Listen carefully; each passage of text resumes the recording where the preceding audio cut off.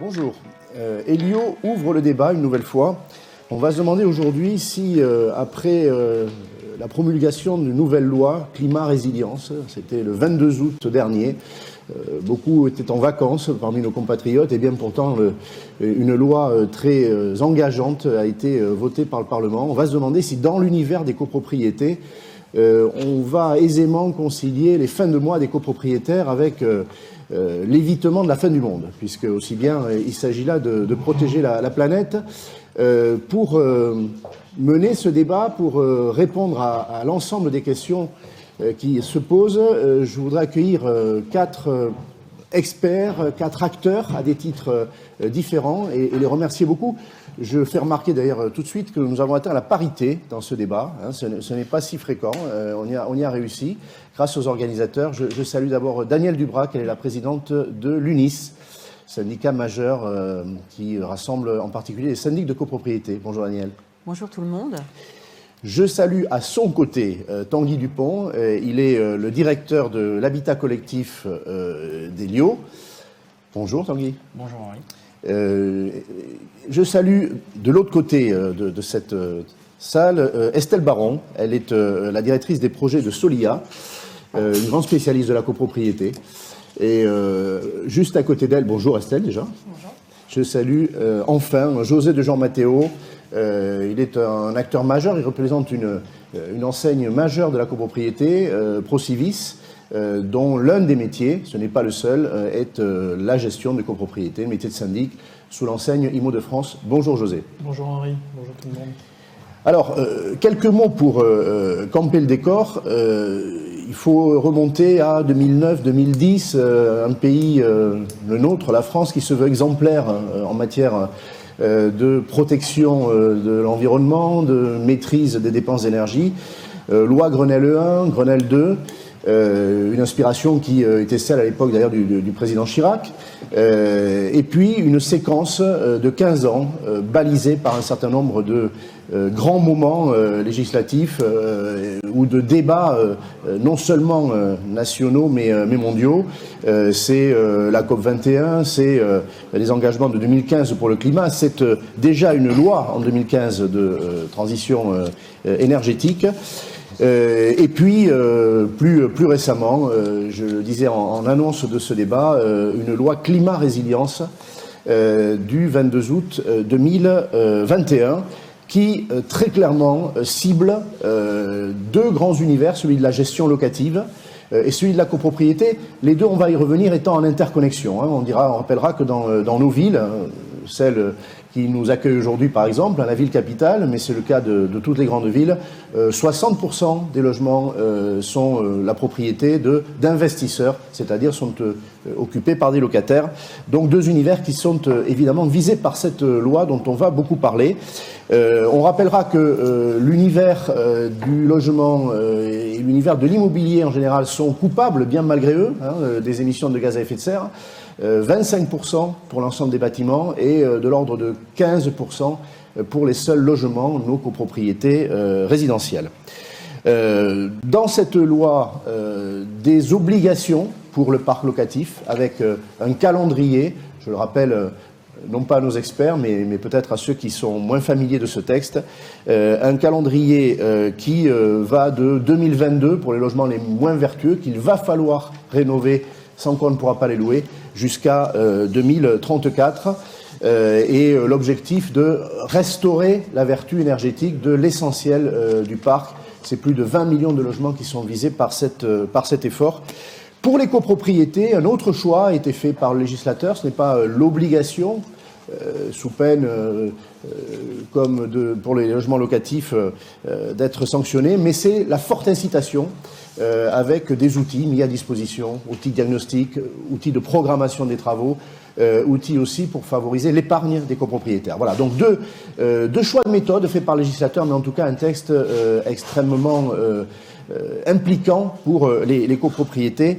Le rouge est mis, et pas seulement celui de ma cravate, c'est de ça qu'on va parler. Alors, on va, au cours de ce débat, on est ensemble pour presque 1h30. Hein. Vous verrez que ce n'est pas trop pour l'ensemble des questions à examiner. On va parler de droit, on va parler d'argent, de financement, bien sûr, on va parler de pratiques professionnelles, celles des syndics de copropriété. On va prendre le pouls de l'opinion, c'est-à-dire qu'on est allé dans la rue, on a fait des micro-trottoirs pour faire réagir, alors ça ne vaut pas un sondage, et on a aussi d'ailleurs des sondages pour éclairer notre réflexion. J'envoie tout de suite le premier micro-trottoir, on va faire s'exprimer un propriétaire bailleur qui réagit à cette future interdiction de louer si on n'engage pas les travaux nécessaires. On y va. Que pensez-vous de l'interdiction de location des passoires énergétiques ? Eh bien, j'en ai été informée par l'agence qui gérait effectivement la location de l'appartement. Et c'est bien pour ça que j'ai pris la décision effectivement de le mettre en vente. Pourquoi ? Parce que effectivement, il y a trop de contraintes, sans aucune information autour. Donc voilà, pour moi, le sujet devient de plus en plus complexe, sans information. Donc voilà, moi j'aime les choses simples, claires. On m'informe, je prends une décision. Aujourd'hui, je n'ai pas d'information, c'est compliqué, je vends. Alors, je disais, le rouge et mis, l'illustration est parfaite. On a là quelqu'un qui, propriétaire bailleur, copropriétaire bailleur dans l'un de nos immeubles collectifs, lisant ces nouvelles obligations légales, préfère se retirer, sortir du jeu. Voilà.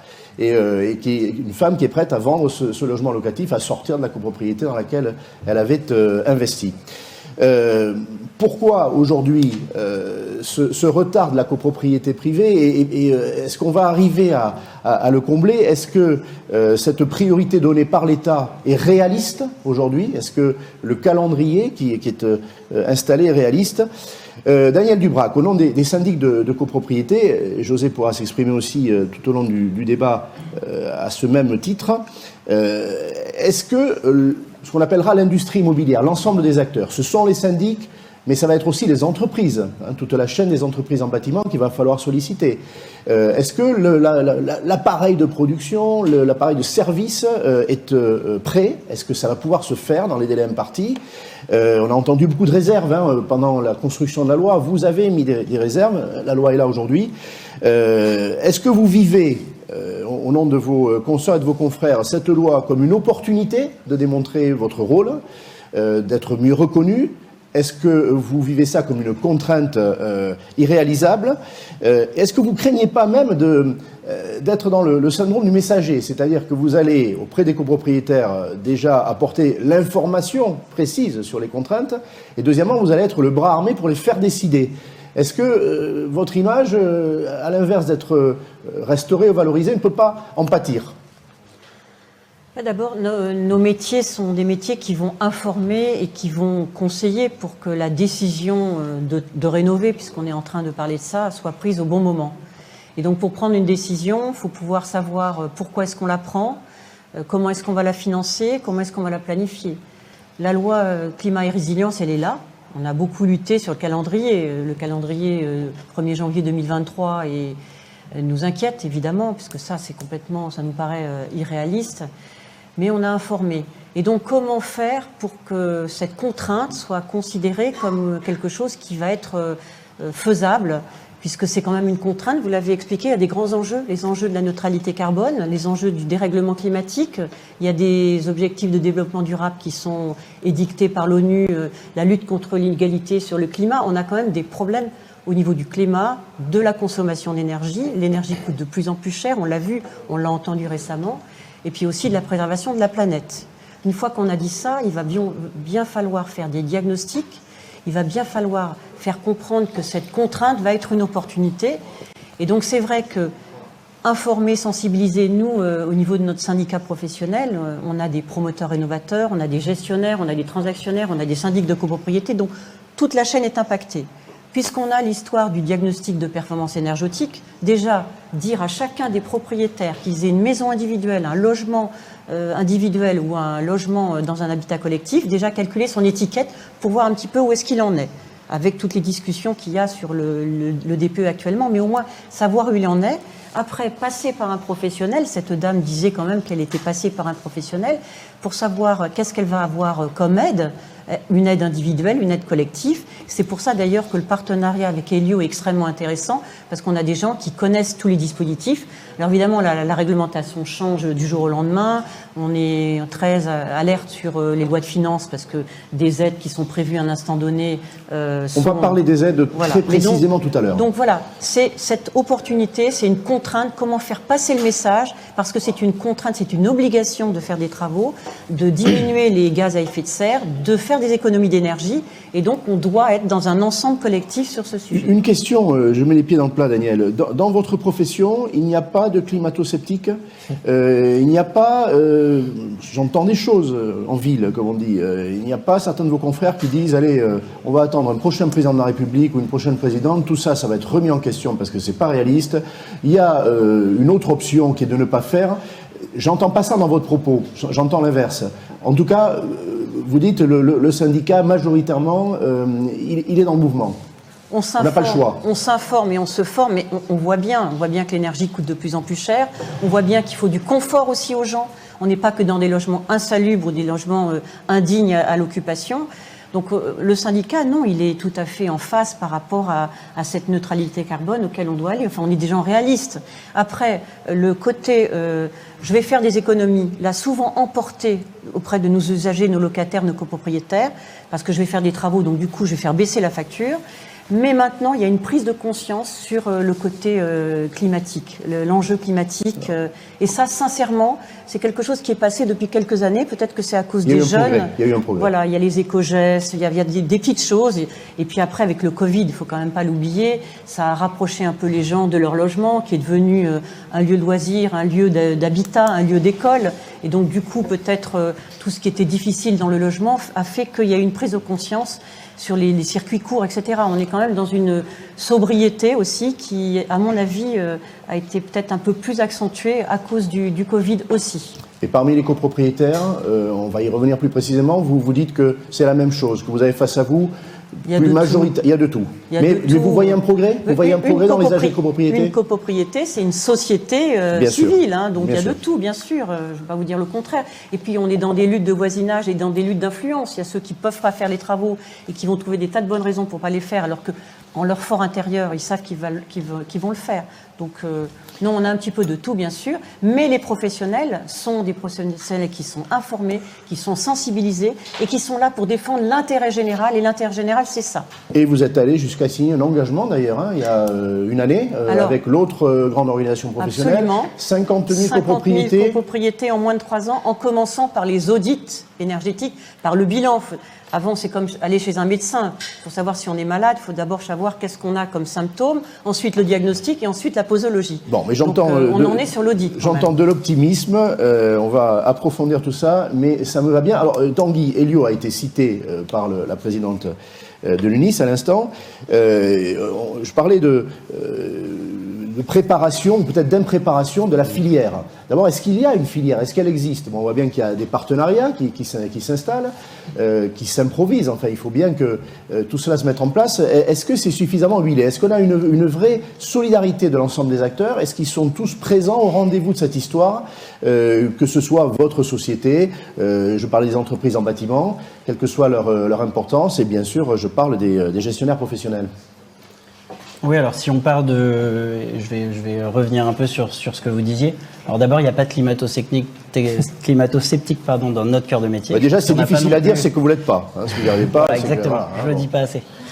Donc ça c'est un premier point et je rejoins tout à fait Madame Dubrac, et j'en vois de moins en moins, et j'en vois même quasiment pas. Alors peut-être que c'est pas ceux qu'on rencontre le plus, mais chez les syndics où je vois que la profession a envie de se sensibiliser, ou même l'est déjà et a envie d'avancer vers ça. Il y a des effets de génération. Vous êtes jeune, enfin, c'est le sentiment que j'ai en voyant votre visage. Bon, dans une société comme la vôtre, il y a d'ailleurs beaucoup de jeunes. Il y a des effets de génération où vous dites aujourd'hui, un copropriétaire de 60 ans a la même sensibilité, un syndic qui a 30 ans d'expérience, il a la même sensibilité, il est converti.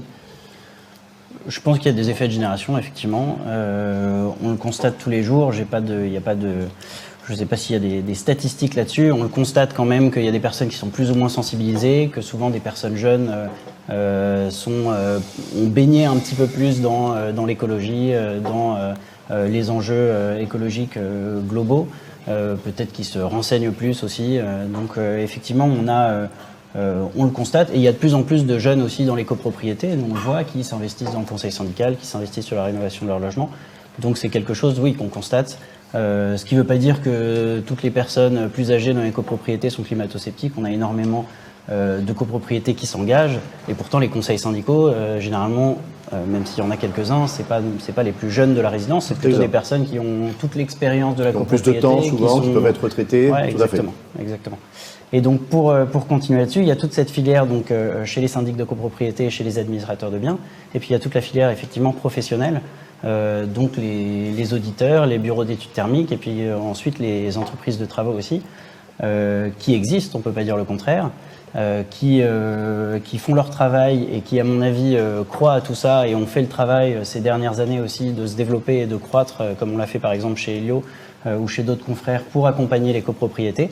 Mais c'est certain qu'il y a aujourd'hui un enjeu qui est encore plus grand, notamment avec des rénovations qui passent un petit peu des rénovations par geste qu'on avait jusqu'à maintenant à des rénovations globales qui vont arriver et qui doivent arriver très rapidement.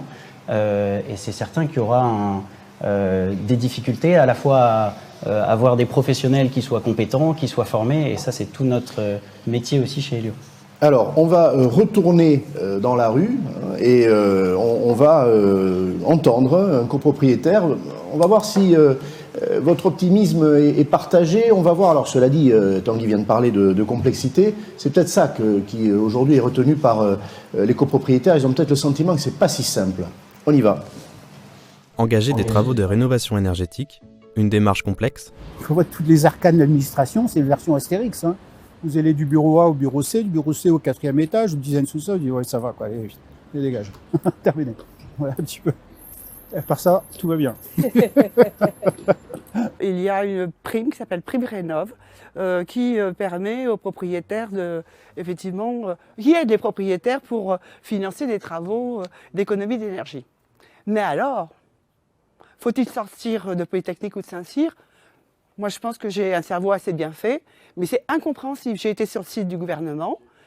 C'est un déroulé incompréhensible en différents paragraphes de chiffres. Voilà. Donc, je suis rentrée, j'ai déroulé et je suis sortie. Et je ne sais toujours pas. Bon, très intéressant. On voit qu'il y a un certain degré d'information et puis derrière une certaine exaspération face à la complexité, c'est très clair. Alors, je ne sais pas si autour de la table, je disais qu'il y a des experts, je ne sais pas s'il y a des énarques ou des cirards, mais en tout état de cause, cette dame pense qu'il faut des têtes très bien faites pour comprendre ce qui se passe.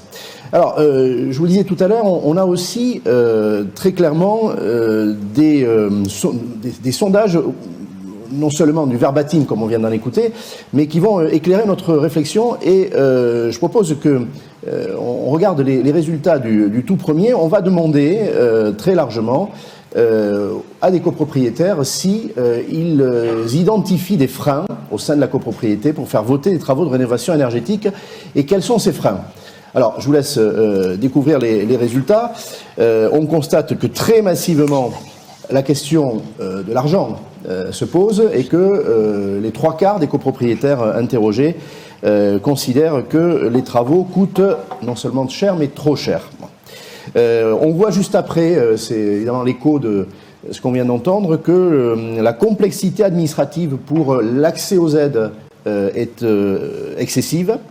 Et puis il y a la question, alors est-ce qu'on apprécie là le droit, les règles du jeu, la loi de 65 qui régit la copropriété? Sûrement.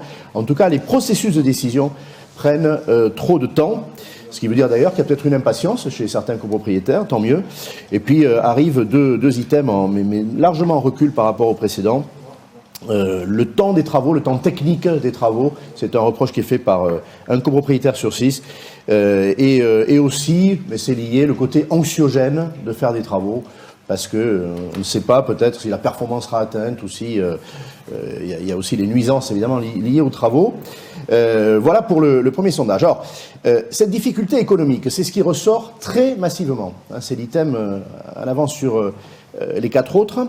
On rappellera que le gouvernement n'a pas négligé d'examiner la question financière et a confié au numéro 2 de la Caisse des dépôts, Olivier Sichel, il y a maintenant quelques mois, un rapport sur le financement de la transition environnementale. Donc une prise de conscience qui est claire. Alors le rapport d'Olivier Sichel a été très, très précis, il est allé jusqu'à estimer, chiffrer ce que la transition environnementale coûterait dans un logement en copropriété et aussi dans l'habitat individuel, avec 2 chiffres. Alors, qui sont des calculs intermédiaires.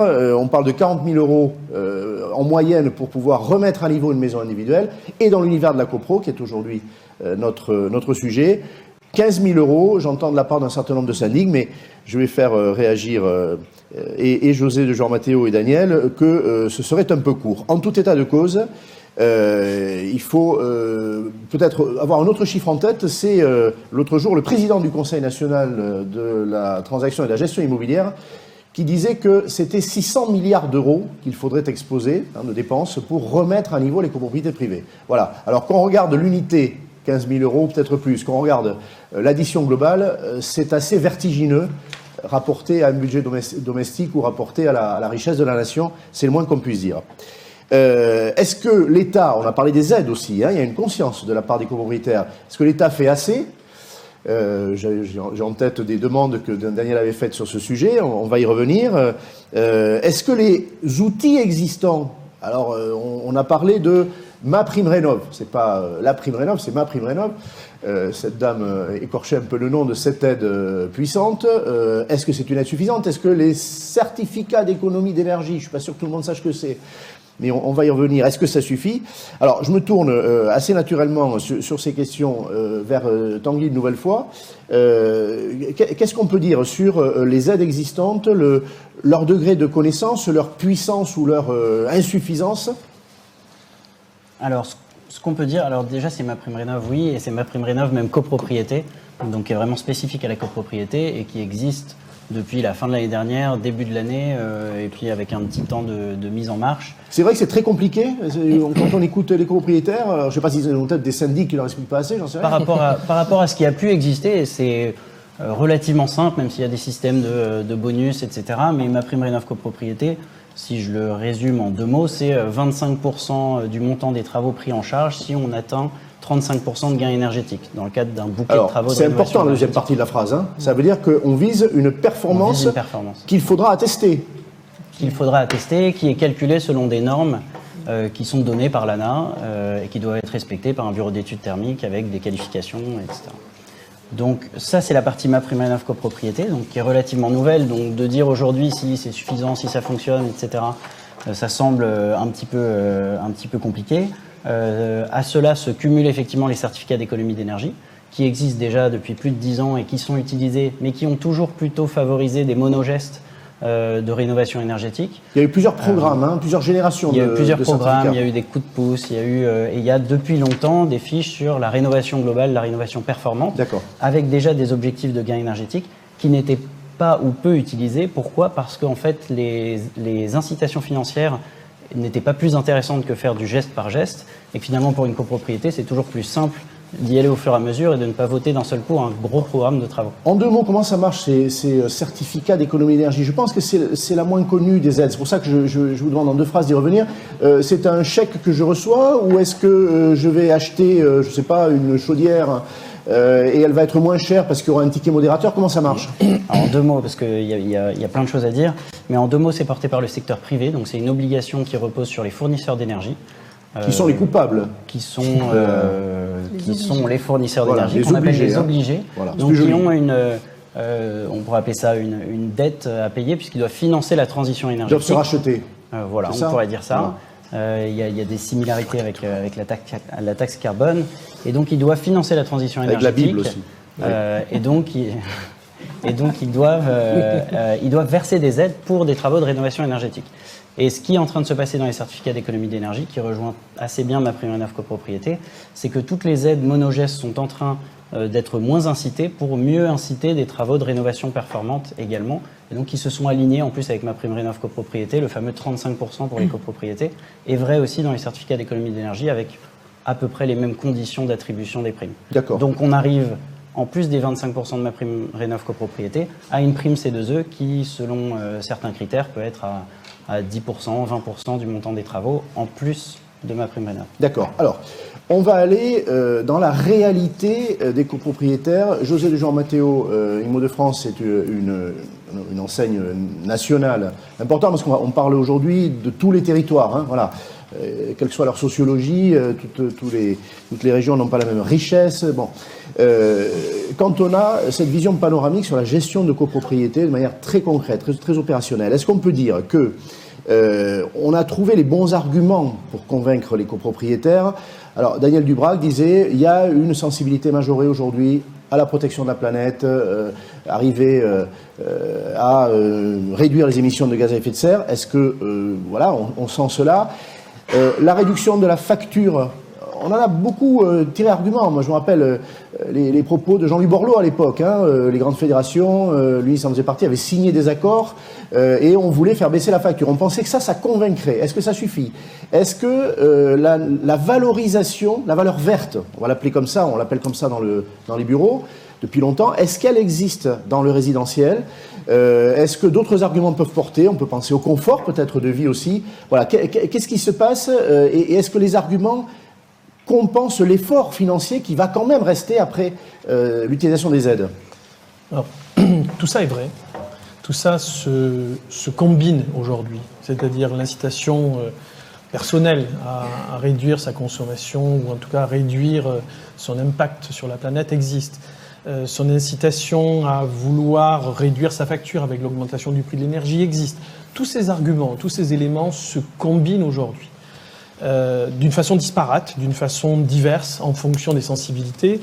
Je reboucle sur les thématiques sur lesquelles nous étions dans les questions antérieures. Il en reste une mesure, c'est l'effort financier et ce que aujourd'hui les copropriétaires doivent s'acquitter. Et cette prise de conscience... Le reste à charge, le reste à charge. Hein. Voilà. Ouais. Alors, au-delà de la présentation des aides et de cet accompagnement qui, vous l'avez vu, n'intervient de plus en plus que quand on fait des travaux très importants, c'est-à-dire une rénovation globale, ce qui est un peu anachronique par rapport à la situation dans laquelle se trouvent les copropriétaires et les copropriétés aujourd'hui. C'est-à-dire qu'il y a très peu de travaux, on est dans un court-termisme du copropriétaire qui reste 7 ans, on est dans une situation où on veut réduire son budget dans l'immobilier, où on a des sollicitations de ci, de là. On est à la lisière d'une crise que nous avons tous en tête. Eh bien, à ce moment-là, on demande à quelqu'un qui marche à 4 pattes de faire un 100 mètres et de battre Usain Bolt. C'est un peu compliqué. Parce qu'on part de loin. Parce qu'on part de très loin. Il faut apprendre à marcher pour commencer ensuite à courir et aller plus loin. Et on est guidé en cela par la loi, celle que tu as évoquée tout à l'heure, celle sur laquelle on a beaucoup travaillé, les 30 mesures pour lutter contre la dégradation des copropriétés qu'avait commis Procivis Lab et dans lesquelles un bon nombre d'entre nous étions présents, dans les réflexions tout du moins. Qu'est-ce que c'est? C'est un think tank, Procivis Lab? Oui, c'est un think tank, c'est ça. On a travaillé ensemble sur ce sujet-là. Ça veut dire qu'on avait apporté le plan pluriannuel de travaux, l'obligation de proposer des financements en même temps que des travaux. Ces mesures-là sont d'août dernier pour le plan pluriannuel de travaux et de juillet de l'année d'avant pour l'obligation de financement. Donc ça veut dire que c'est très frais. C'est pas du tout, et si vous vous souvenez, entre juillet de l'année antérieure et aujourd'hui, il y a eu des confinements, des difficultés, des AG qui sont passés à autre chose. Donc la pédagogie... Ça a été une année blanche avec l'impossibilité de réunir les assemblées générales physiquement. Il s'est passé quand même... La vie a continué en copropriété, mais est-ce que ça a été une année blanche? Je demanderai l'avis de Daniel aussi. Procivis Lab avait été sollicité pendant le premier confinement sur éviter l'année blanche. Et nous avions fait des propositions qui bouclent sur la réponse que je voulais vous faire. C'est de fait embarquer tous les travaux qui sont déjà dans le pipe, qui sont déjà dans les projets, qui sont déjà préparés dans les copropriétés. Les verdir, c'est-à-dire passer d'un ravalement à un ITE, c'est-à-dire une rénovation énergétique par l'extérieur, passer d'une modification de la toiture à une isolation. Ça, c'est un effort qui est à la mesure, qui est très facile à faire. Et on avait proposé... C'est pas la politique des petits pas? C'est celle où on apprend à marcher. C'est celle où tout simplement on a une capacité financière à faire face. c'est celle juste de la réalité dans laquelle se trouvent les habitants et c'est court-termiste. C'est-à-dire qu'un effort mesuré peut être fait par quelqu'un qui va vendre dans les 2 ans, parce qu'il va changer, mais qui ne sera pas réalisable s'il doit faire 3 à 4 fois plus d'investissement dans son bien. On parlait d'âge tout à l'heure. C'est vrai aussi qu'on peut se dire quelqu'un qui, par l'âge, a une moindre perspective, il faut dire les choses comme elles sont, peut préférer une plus grande modestie, on va dire, dans le... Oui, mais dans la situation financière pourrait venir compenser ça. Je veux dire par là que Exact. le jeunisme n'a pas... Exact. Enfin, je pense pas que...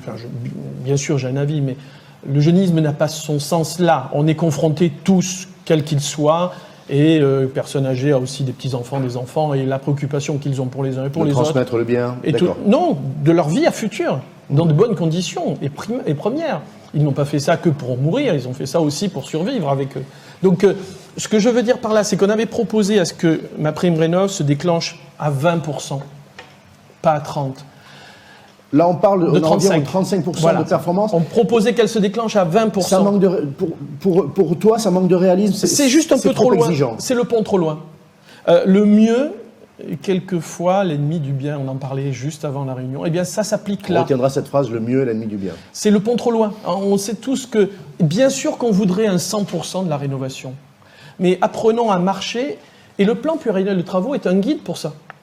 Il est décennal, on le rappellera. Ça veut dire C'est que visé à 10 ans. sur les 10 années qui viennent, je pourrais coordonner ces étapes, parce que financièrement, je pourrais y faire face. C'est juste que, prenons la situation inverse. Je force, j'incite, je contrains. Quelle est la situation à l'arrivée ? C'est des situations de copropriétaires avec des impayés, des situations contentieuses, des copropriétés qui vont petit à petit se dégrader parce que les services ne vont pas pouvoir être assumés.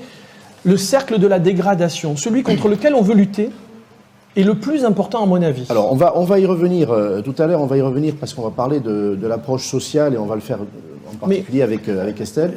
Il se pose dans la réalité de la situation financière de ces personnes qui aujourd'hui, face à l'augmentation du prix de l'énergie, de l'essence, ne vont pas pouvoir consacrer, ils vont pas pouvoir tout simplement. Alors c'est vrai que depuis le vote qui a duré de nombreux mois de cette loi, il s'est passé des choses et qu'on voit aujourd'hui une conscience que le pouvoir d'achat n'est pas suffisant. C'est une crise sociale qui sort, clairement. Alors la proposition qu'on avait fait de réduire, parce que je la termine, réduire à 20% l'attribution des MaPrimeRénov' copro et de financer 30% des travaux. Vous voyez que c'est 2 mesures qui... si je fais des travaux classiques et que je rajoute de la rénovation, je vais avoir, un peu plus que 30, mais grosso modo, cette rénovation pourra être financée. Le plan de relance en Allemagne a beaucoup plus été polarisé sur le verdissement des copropriétés que ce ne l'a été chez nous. Il faut en prendre la mesure et la volonté. La question de la valorisation du bien, est-ce que c'est un argument Daniel, on a entendu, et c'est vrai qu'on en parle moins, réduction de la facture, c'est pas une contrepartie suffisante. Bon.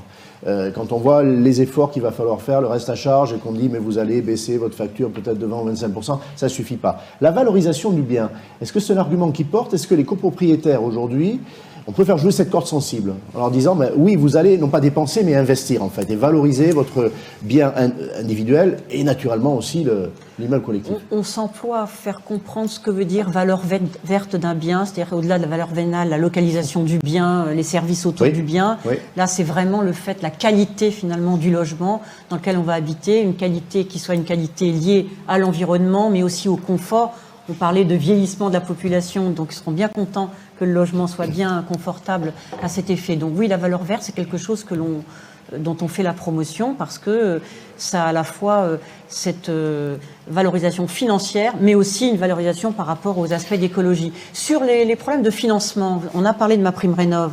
En copropriété, c'est quand même pas trop encore déployé. Il faudrait que tous les copropriétaires y aient droit à cette prime, en l'occurrence les locaux commerciaux, de façon un peu plus incitative que ça n'est aujourd'hui. Il y a aussi le financement, le reste à charge. Et là, on a parlé du rapport Sichel, où il y a des tas de préconisations. Mais si vraiment... Les 15 000 €, ils sont réalistes, Daniel Suffisant. 10 000 pour une classe F, mais plutôt 20 000 pour une classe G. Quoi. Voilà, non. Mais enfin, c'est l'ordre de grandeur. Plutôt 20 000 que 15 000. Allez. Mais ceci étant, donc, trouver des emprunts communs dans l'habitat collectif, parce qu'en fait c'est ça, c'est le propriétaire bailleur privé dans l'habitat collectif qui nous pose problème. Ça c'est un vrai sujet. Il y a de la réglementation bancaire qui fait qu'on ne peut pas faire des choses. Et donc ça vraiment, nous on avait fait des propositions aussi sur les primes rénov', parce que comme il y a la loi de finances qui régulièrement change la nature des travaux, change le montant de la prime, Absolument. donc sanctuariser cette prime, La pérennisation. une fois qu'on l'a votée, et il faut la voter au moment des travaux, il faut la connaître au moment des travaux, et ça c'est vraiment la charge des AMO, des partenaires comme Elio ou le réseau FER qui donne des informations. Une fois qu'on l'a jusqu'au bout, même si on ne fait pas les travaux dans l'année après. Alors, un sondage Elio va nous démontrer ou pas que vous avez raison sur la sensibilité de vos clients à la valeur verte. On va le regarder tout de suite. On va regarder si l'étiquette énergétique compte lorsque on achète un bien. Voilà. Alors, je ne veux pas vous faire de peine, surtout à Daniel, mais ça peut être un objectif, ça doit être un objectif sans aucun doute des syndics. Mais aujourd'hui, et en tendance, je crois que ça s'améliore, on voit quand même que pour 85% de ceux qui ont répondu, la vertu énergétique n'a pas été une aide à la décision d'achat. Et on parle de biens en copropriété. Voilà, alors ça veut dire qu'il y a du travail. Vous avez sans doute raison sur le poids de cet argument, hein, je vous ai incité à le dire, mais on n'y est pas encore tout à fait. Alors, sur le retour sur investissement, une sensibilité qui est réduite. Sur le retour sur investissement, il ne faut pas le négliger. Il a un impact surtout sur la capacité des habitants à rester dans le bien dans lequel ils sont. C'est-à-dire que l'augmentation des prix de l'énergie amène à ce qu'on commence à avoir, d'abord on le voit sur les copropriétés difficiles, mais sur les autres copropriétés, des coûts de charges qui augmentent et donc des copropriétaires qui vont commencer à avoir des difficultés à faire face à ces charges. Le syndic, il est crédible sur la maîtrise des charges. On vous attend beaucoup là-dessus. C'est vraiment un critère de choix. L'efficacité d'un syndic, on peut la mesurer à ça. Donc là-dessus, vous avez un levier pour dire rien ne va plus, il faut engager des travaux pour réduire vos factures, enfin la facture collective et vos factures individuelles. Alors là, la démonstration avec Elio est tout à fait intéressante parce que je reviens sur l'alchimie technique du financement des travaux. Si on va voir des copropriétaires en imaginant que le remboursement, et on ne fait pas de travaux pour l'hypothétique rendement des travaux. On fait des travaux pour d'autres raisons que l'hypothétique rendement des travaux. Par contre, on a besoin de structures comme Elio parce qu'aujourd'hui, faire face à des rénovations énergétiques ou des rénovations qui intègrent l'énergie prend en considération ce que dit la dame est tout à fait pertinent, c'est-à-dire que même si ma prime Rénov Copro est simple, nos copropriétaires ont du bon sens. C'est compliqué. C'est clair. Et donc aujourd'hui, la préoccupation première, je dirais même avant la technique de ce qu'il faut faire comme travaux, c'est ce que l'on pourra financer, comment cela pourra être financé.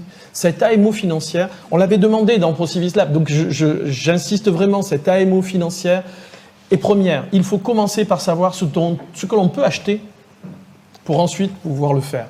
On aimerait tous avoir une Ferrari, mais on finit par une Twingo parce que ce que l'on peut avoir, c'est une Twingo. Eh bien, ça, c'est aussi une analyse qui est faite avec Elio. Ils ont des capacités techniques, des accompagnements. Cette AMO financière est première avant toute autre approche pour le syndic. Alors, ça lui permet d'avoir une pédagogie sur la réduction, sur le montant du reste à charge, sur tout le reste qui est décliné, sur la ressource à aller chercher auprès d'un financement bancaire. Cette articulation financière, je dis, part aujourd'hui, non pas de l'analyse du bâti comme avant, mais de l'analyse financière du possible. Estelle, je ne t'ai pas encore donné la parole.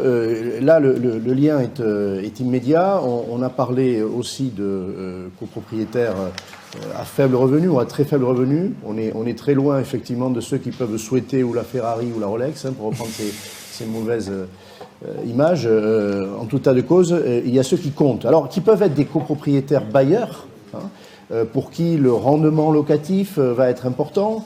Et le rendement locatif, il est le fruit d'une équation. Donc, si on engage des dépenses, voilà, il va être amputé, même s'il y a une fiscalité qui favorise les travaux. On pourra d'ailleurs porter un jugement sur cette fiscalité.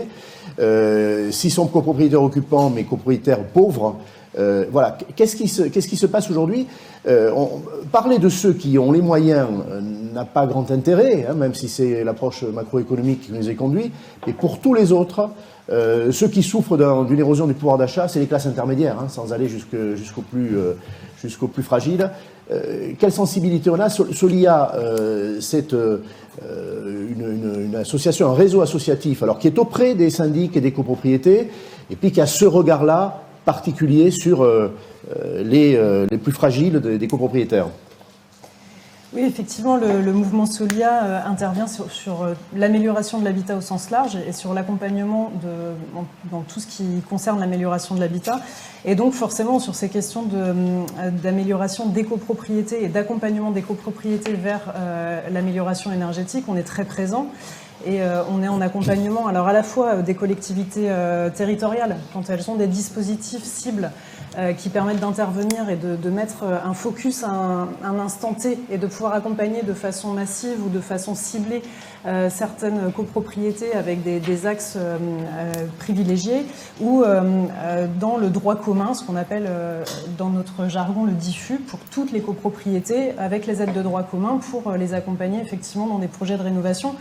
Après, il y a beaucoup de choses qui ont déjà été dites. Effectivement, la première étape, c'est de réaliser un audit, de pouvoir programmer intelligemment les travaux, de savoir d'où on part, où on peut aller, effectivement, jusqu'où on peut aller, mais par quelles étapes on peut passer pour y aller, pour savoir ensuite quelles sont nos capacités financières, en fonction de la capacité contributive des copropriétaires à un instant T, donc en fonction de la composition de la copropriété, puisqu'effectivement, on a des bailleurs, on a des propriétaires. Alors, on a parlé de propriétaires pauvres. Dans notre jargon, nous, on parle de modeste ou très modeste en fonction des critères de l'ANA, puisque ça, c'est des critères qui sont établis à partir desquels... On parle de déciles aussi de revenus, hein, oui, dans la classification de l'INSEE. En tout cas, ceux qui sont dans les déciles du bas, on va dire. Hein. C'est ça. Et après, quand on est dans des critères de modeste ou très modeste selon l'ANA, on peut déclencher aussi des aides et des aides complémentaires qui vont venir un petit peu abonder les aides de droit commun pour certaines parties de la population, pour les aider un peu plus favorablement. Deux choses. Est-ce que vous croyez qu'il y a un doute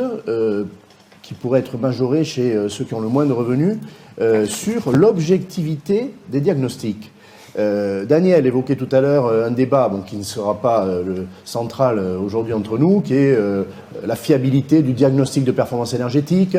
Le gouvernement a refabriqué un nouveau moteur et on va avoir un nouvel outil, semble-t-il, fiabilisé. Mais est-ce qu'il ne reste pas un doute, sans même parler de cet épisode-là, dans la tête des copropriétaires? Est-ce qu'on nous dit la vérité? Est-ce que les outils sont effectivement aujourd'hui aussi fiables que quand on fait un scanner, voilà, pour reprendre vos métaphores, hein, et on sait si on est malade ou si on ne l'est pas? Il n'y a pas qu'un doute, il y a des vraies limites dans les diagnostics qui peuvent être réalisés aujourd'hui. Donc c'est vrai que cette étape du diagnostic, elle est cruciale, mais aujourd'hui, elle est complètement sous-estimée. C'est très difficile de démarrer une réflexion d'un projet de travaux en finançant déjà la partie diagnostic. Donc les copropriétaires sont souvent tentés de faire un diagnostic au rabais, entre guillemets, un diagnostic rapide, qui ne permet pas forcément d'approfondir et d'avoir une notion complète et vraiment cohérente de l'état des lieux pour pouvoir amorcer une prise de décision. Le diagnostic, c'est à la fois un état des lieux qui est essentiel et à la fois un outil d'aide à la décision. Si on va trop vite sur cette étape-là, si on fait un diagnostic rapide peu cher, forcément, le niveau d'aide à la décision, il est moins performant. Il peut être financé, derrière. Ce diagnostic. Il peut être financé. À notre avis, il doit être financé si on veut aller sur des diagnostics performants très complets qui peuvent être assez chers, effectivement. Aujourd'hui, il est finançable. Il y a effectivement des aides qui existent pour financer un diagnostic complet, ambitieux.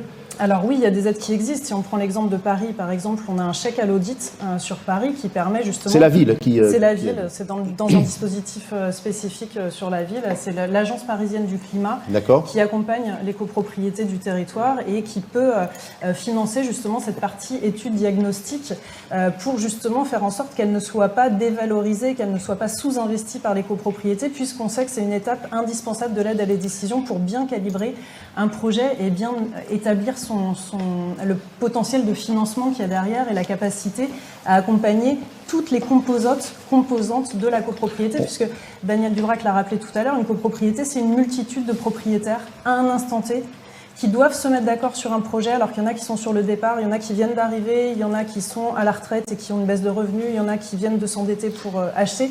Donc il faut réussir à les mettre en cohérence, à les mettre d'accord autour d'un projet à un instant T. Est-ce que les obligations environnementales dont on parle ensemble aujourd'hui peuvent abîmer ces communautés de faits et de droits que sont les copropriétés? En clair, imaginons 20 copropriétaires et puis 3 qui ont des très faibles revenus, qui sont en difficulté, et puis il y a un vote collectif qu'il faut suivre, et on peut être mis dans une situation extrêmement difficile. Est-ce qu'il y a une crainte? Vous vous intéressez à l'équilibre social des copropriétés? Bien sûr, c'est un souci qu'on porte, nous, très clairement dans ces réflexions-là. Aujourd'hui, nous, on est là pour parler d'habitat, pour parler de logement. Les entrées dont on parle beaucoup et qui nous réunissent aujourd'hui, ce sont des entrées environnementales, de performance énergétique. On a parlé de gains énergétiques, on a parlé de 35% de gains énergétiques. C'est très bien, c'est très performant. Mais qu'en est-il pour les copropriétés qui, en faisant le maximum des travaux, de tout ce qu'elles pourront faire en isolant, parce que petits bâtiments, parcs anciens, etc., on n'atteindra que difficilement 20-25%, même en mettant énormément d'argent sur la table. Et que se passe-t-il quand on a effectivement quelques propriétaires modestes et très modestes au milieu d'un immeuble qui va suivre le mouvement, vouloir atteindre les 35% coûte que coûte pour obtenir les aides, sans forcément se préoccuper des 3 personnes qui n'arriveront pas à suivre dans l'immeuble. Vous partagez l'idée qu'il faudrait, comme le disait José, baisser un peu l'exigence et que 35% la barre est placée haut? Il y a plusieurs idées qui peuvent être cumulées. C'est effectivement pourquoi pas baisser l'exigence et avoir quelque chose d'encore plus large qui pourrait s'adresser à des copropriétés encore plus diversifiées en ayant une exigence moindre, avec peut-être d'autres critères, pas forcément en baissant l'exigence, mais en ayant des critères qui ne soient pas uniquement la porte d'entrée par le gain énergétique. C'est-à-dire que l'effort financier par rapport à la valeur vénale de l'appartement qui est fait pour pouvoir le rénover et l'entretenir énergétiquement peut être un critère intéressant à regarder. La composition de la copropriété aussi est un critère intéressant. Après, l'interroger au stade de l'audit, c'est complexe parce que ça repose sur une enquête d'occupation et ça, c'est de l'ingénierie, donc c'est pas simple. On rappellera que pour les publics auxquels vous êtes très attentifs, c'est la double peine, hein, puisque un tiers des logements qui sont des passoires énergétiques sont détenus par des personnes modestes et très modestes. Hein, on rappellera ça dans nos copropriétés. Le reste à charge aujourd'hui, en l'état actuel des aides existantes, il vous paraît soutenable par les personnes les plus modestes, ou il faudrait encore des aides qui ciblent davantage, quitte à donner moins aux autres, je le dis de façon provocatrice, mais à mieux redistribuer? Alors forcément, il y a des réflexions par rapport à ça. Donc là, on parle d'une aide socle qui est pour tout le monde. Donc cette aide, elle est incitative, elle est très importante. Nous, c'était un outil qu'on avait dans des dispositifs publics qui n'existait pas dans le droit commun jusqu'à présent. Aujourd'hui, elle est généralisée par l'État dans le droit commun et c'est très important parce qu'enfin, on parle en collectif. On s'adresse à des copropriétés en leur proposant des outils qui s'adressent à un collectif. Donc ça, c'est vraiment très important, il ne faut absolument pas le perdre et il ne faut absolument pas négliger cette avancée. Par contre, évidemment, une fois qu'on a dit que cette aide collective socle, elle était un outil d'incitation très puissant, nous, on pense qu'effectivement, il faut regarder comment on va majorer les aides pour les propriétaires occupants et très modestes. Alors, là, vous parliez de prendre dans le pot commun pour donner plus aux modestes et très modestes. C'est une suggestion. Alors, ça, on connaît, on sait faire. C'est très complexe à organiser. Ça s'appelle le mixage dans nos dispositifs. C'est pas toujours simple à instruire comme aide parce que c'est de la mécanique au cas par cas et ça fait bouger tout le plan de financement dès qu'il y a une situation qui évolue. Mais ça reste possible. Le mixage aujourd'hui n'est pas possible à ma connaissance dans le droit commun. Par contre, on pense qu'une majoration aux aides des propriétaires modestes et très modestes et une façon simple d'y répondre. Je reviens sur le micro-trottoir de tout à l'heure. Restons sur des choses simples, compréhensibles pour les gens. Donc une surpression, quelque sorte. Voilà, leur expliquer qu'on va enlever un petit peu du droit collectif pour majorer sur les individuels. Ça peut être vous aussi provoquez, des débats internes. Mais je pense que c'est pas facile à faire passer. C'est très clair. Deuxième Estelle, idée, bien sûr. donc là, le reste à charge, on parle de ce qui reste à financer. Il faut savoir qu'en matière de financement et de subventions publiques, il y a non seulement le financement en amont, le reste à charge, c'est une fois qu'on a tout financé. Mais les subventions n'arrivent qu'à la finalité des travaux, une fois que les factures sont acquittées et qu'on peut prouver que les factures sont acquittées et qu'elles ont été réglées. Donc les copropriétaires, théoriquement, doivent avancer. Il faut avancer l'argent. L'ensemble des subventions pour pouvoir ensuite, l'ensemble des travaux, pour pouvoir ensuite bénéficier des subventions et il leur reste le reste à charge. Et donc toute la réflexion qu'on mène aussi, c'est comment à la fois on peut avancer les subventions, donc ça s'appelle le préfinancement, et donc là il y a des acteurs qui interviennent dans certains secteurs auprès de certaines copropriétés. Comment le généraliser, ça c'est une vraie question. Et puis reste enfin ce reste à charge qui peut être important, qui n'est pas forcément anodin. Là, on parlait de quote-part de travaux de 15 000 €. Enfin, si on parle de rénovation globale et voire complexe, 20. ouais, moi j'ai plutôt des exemples autour de 20 à 35 000 € par logement. Hein, puis après, ça dépend où on est, en zone tendue, pas tendue, quelle est la valeur du Et si on logement part de à la plus base. loin, on parlait de passoire énergétique, on va être plus près de 35 000 que de 10, probablement. Exactement. Et là, attention aussi de quoi on parle. Est-ce qu'on parle uniquement des travaux de rénovation énergétique ou est-ce qu'on parle de reprendre tout le retard d'entretien qui est celui des copropriétés aujourd'hui, qui est réel? Parce que bien souvent, on focalise sur les travaux de rénovation énergétique. Tout à l'heure, Elio rappelait qu'on parlait de 25% des travaux éligibles. Mais quand je fais mon diagnostic, j'établis tous les travaux dont la copropriété a besoin. Et en fait, ce socle-là, tout n'est pas éligible à la rénovation énergétique. Il y a forcément des travaux que j'ai besoin de faire qui ne sont pas éligibles, mais qui sont nécessaires et indispensables avant d'envisager une amélioration énergétique. Donc, de quelle assiette de travaux on parle ? De quel préfinancement des aides on parle et de quel financement éventuellement du reste à charge on peut mettre en place derrière pour aider ceux qui ne pourraient pas assumer ce reste à charge. Alors, on va parler vraiment du rôle on va focaliser sur le rôle du syndic, sur l'efficacité du syndic. Et encore une fois, et même si ça doit faire de la peine à certains ici, on va regarder un sondage que Elio a souhaité faire auprès des copropriétaires pour mesurer si les syndics professionnels font bel et bien des recommandations sur les travaux de rénovation énergétique et s'il y a une compétence en la matière. Alors, il est très simple à lire, hein, le sondage. Daniel, je te demande de le regarder avec attention, ainsi que José, mais 82% des copropriétaires prétendent que les recommandations ne leur ont pas été faites par le syndic de copropriété. Ça m'évoque un courage qu'avait eu Daniel, ton homologue, hein, Jean-Marc Torolion, salon de la copropriété il y a 2 ans. Hein, un sondage avait été fait par la FNAIM qui avait révélé que, de mémoire, 65% des syndics ne savaient absolument pas de quoi on parlait. Alors, en 2 ans, là, il y a eu du progrès a été fait pour quantité de raisons, mais très clairement, je me tourne vers toi, Daniel. Bon, comment tu réagis à ça ? Je connais ta volonté, l'action du syndicat. Le résultat, en tout cas, il n'est pas encore perçu. Et effectivement, tout à l'heure, je disais, est-ce que vous pouvez sortir par le haut, vous, syndic, de cette séquence transition énergétique, ou l'inverse? Je vais citer Hugues Perinet-Marquet, hein, je l'ai cité sans le nommer tout à l'heure, président du Conseil national de la transaction et de la gestion immobilière, et puis bon, un grand juriste de la copropriété. Il a signé un livre, il a signé une préface, pardon, d'un livre dans lequel il dit la chose suivante: une conception de l'écologie qui pourra apparaître à certains copropriétaires, donc ce qui se passe aujourd'hui, c'est une conception de l'écologie qui pourra apparaître à certains copropriétaires comme punitive.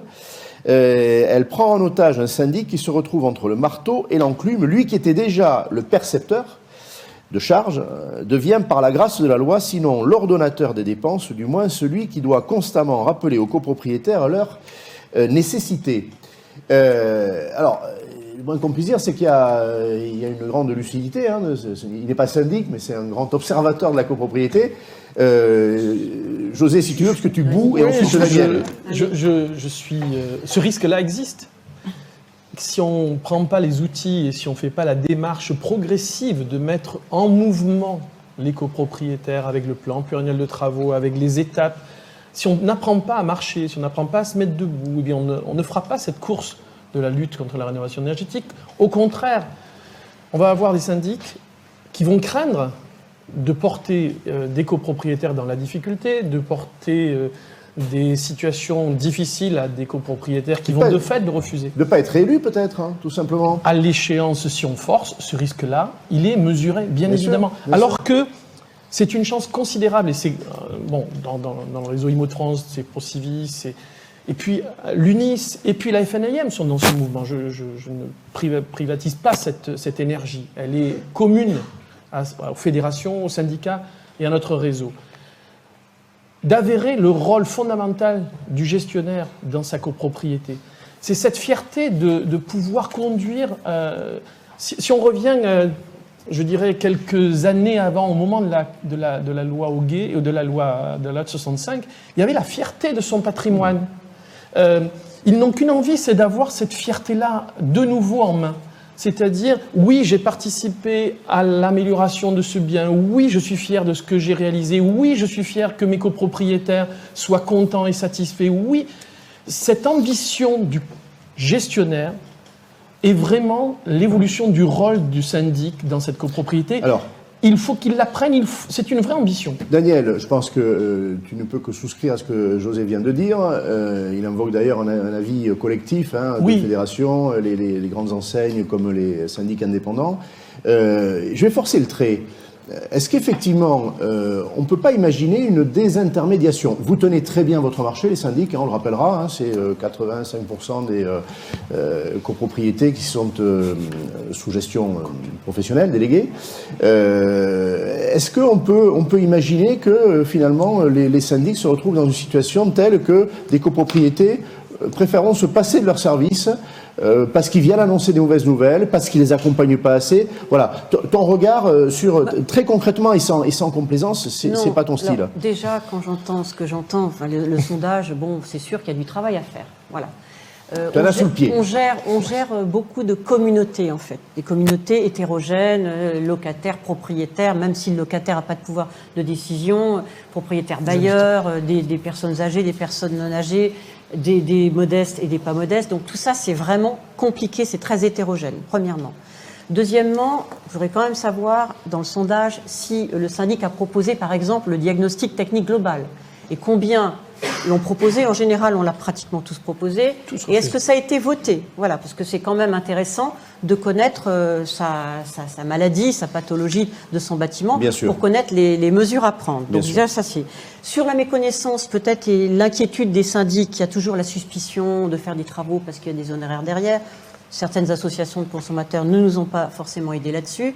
Il peut y avoir cette suspicion, mais on la met de côté. Ou elles vous ont aidé en crevant l'abcès et en te conduisant à dire que c'est un sujet... En revendiquant le rôle de tiers de confiance, parce que nous sommes un maillon indispensable dans la prise de décision, qu'on le veuille ou non, y compris quand il y a des interventions publiques, quand il y a des aides publiques qui arrivent. À un moment donné, il faut être en assemblée générale avec le point qui est mis à l'ordre du jour. Donc, il faut sensibiliser les copropriétaires, mais avant, les professionnels. Évidemment, il y a toute forme de formation sur le sujet. Les aides sont compliquées quand même, malgré tout. Enfin, c'est pas qu'elles sont compliquées, mais c'est tel type de travaux, à tel moment, etc. Et donc, on a besoin de gens qui connaissent le sujet, parce que ça, les syndics ont peut-être peur de dire des bêtises ou de dire, voilà, quelque chose était vrai à un instant donné, c'est plus vrai, et du coup, il peut y avoir un problème de confiance qui peut être un peu délité en matière de copropriétaire.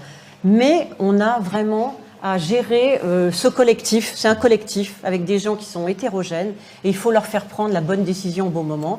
Et sur l'entretien, c'est important. C'est important. Et après, il y a la rénovation énergétique. L'année du Covid a été une année blanche. Elle a été posée tout à l'heure. Oui, on n'a pris que des décisions de type travaux curatifs, mais absolument pas de travaux, je dirais, de confort et encore moins de rénovation énergétique. On va parler de votre matière de base qui est la loi, les règles du jeu de la loi 65, maintes fois modifiées, dans le sens plutôt d'ailleurs de favoriser depuis longtemps la rénovation énergétique. Et on va voir ce que pense dans la rue un copropriétaire de cette facilité ou l'inverse de faire voter des travaux de façon collective. On en voit. Est-ce que vous arrivez à faire voter des travaux dans le cadre d'AG en visio? Moi, ça m'est arrivé de faire des AG en visio. Vu qu'il y a certains copropriétaires pour lesquels ça ne marchait pas, j'en avais un au téléphone, l'autre au téléphone portable en haut-parleur, et certains en visio, mais sans caméra. Le son ne marchait pas bien, donc non, clairement, j'en ai fait 2-3, mais j'ai arrêté. Impossible. Alors, très intéressant, on entend l'une de vos consoeurs qui dit la vérité, voilà, et qui décrit ce que vous expliquez, année très particulière. Avec quels outils peut-on travailler aujourd'hui, sachant que de cette période, il va rester sans doute qu'on va peut-être vouloir moins d'assemblée générale physique, vous allez me donner votre sentiment, et peut-être utiliser un peu plus dans ce domaine-là aussi le digital. Il y a la question des majorités. Je disais tout à l'heure, pour simplifier, que depuis des années, les évolutions de la loi 65 allaient dans le sens de faciliter les travaux, notamment de rénovation énergétique. Qu'est-ce qu'il en est? Est-ce qu'il faut aller encore un petit peu plus loin sur ce sujet-là? Le regard d'Estelle, est-ce que, avec tout particulièrement ceux qui sont les plus fragiles dans les copropriétés, qu'est-ce qu'on peut dire à ce sujet-là? Quid des modes de décision, le rôle de l'Assemblée générale, sans doute aussi le rôle majoré des préparations d'Assemblée générale, le rôle du Conseil syndical. Est-ce qu'il va falloir plus que jamais que les conseils syndicaux soient actifs, pilotés par les syndics? Comment tu anticipes ce qui va se passer? Alors c'est un peu le grand fantasme de simplifier les décisions en Assemblée générale. Donc c'est sûr qu'on se dit qu'en allégeant les Assemblées générales, on va peut-être fluidifier les décisions et permettre aussi des régularités de prise de décision. Il y en a même qui pensent que le Conseil syndical devrait être décisionnaire dans ces matières-là. Oui, je l'ai entendu de la part de syndics il n'y a pas très longtemps dans les couloirs d'un congrès. Alors bon, on peut avoir un avis là-dessus. Ça, c'est le modèle anglo-saxon où la copropriété, c'est de la cooptation entre pairs. Donc on se choisit, on décide de vivre ensemble et effectivement il y a un board exécutif qui va prendre des décisions et qui va les décliner tout au long de l'année, qui va rendre compte. On n'est plus dans la démocratie. Donc disons que je ne suis pas sûre, en tout cas qu'aujourd'hui ce modèle-là, il soit complètement adapté au modèle français où il n'y a pas de cooptation de copropriété et il ne faut pas non plus forcément complètement fantasmer ces modèles-là qui sont intéressants, mais qui sont intéressants quand on est dans une certaine élite, un certain entre-soi qui fonctionne bien, mais qui ne peut plus fonctionner très rapidement quand on n'est plus dans cet entre-soi et quand on est dans cette mixité, cette diversité de fonctionnement où on doit forcément inciter chacun à s'intéresser à ce qui se passe dans la copropriété. Nous, notre avis, c'est que quand on est propriétaire d'un bien, il ne faut pas dénaturer la valeur de la propriété. Quand on est propriétaire d'un bien, prendre une décision une fois dans l'année, en présentiel, en assemblée générale, ça ne devrait pas être quelque chose d'excessivement aberrant et de compliqué à organiser et de se mobiliser, soit pour participer à ce temps où, éventuellement, si on ne peut pas y participer, donner mandat pour pouvoir être représenté le moment venu. Donc, dénaturer ce que représente une assemblée générale en présentiel, c'est pas forcément souhaitable. Et une autre analyse qu'on a pu faire avec beaucoup d'acteurs qui ont travaillé sur la prise de décision de gros projets en copropriété, c'est qu'en fait, pour que ces projets fonctionnent, pour qu'ils soient ensuite financés, parce qu'il ne suffit pas de prendre la décision, c'est évidemment forcément la première étape qu'on attend tous, mais après, derrière, il faut que l'argent rentre.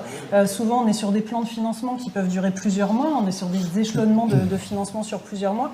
Donc, il faut que chacun ait conscience de ce qui est voté à un moment donné. Et pour ça, il faut que la décision soit autant que possible la plus collective possible. Donc il ne faut pas non plus trop abaisser les seuils de majorité pour éviter que les gens se désinvestissent et que les majorités passent trop facilement au risque de ne plus avoir à devoir justement organiser cette décision collective et à faire venir les gens et à les faire voter.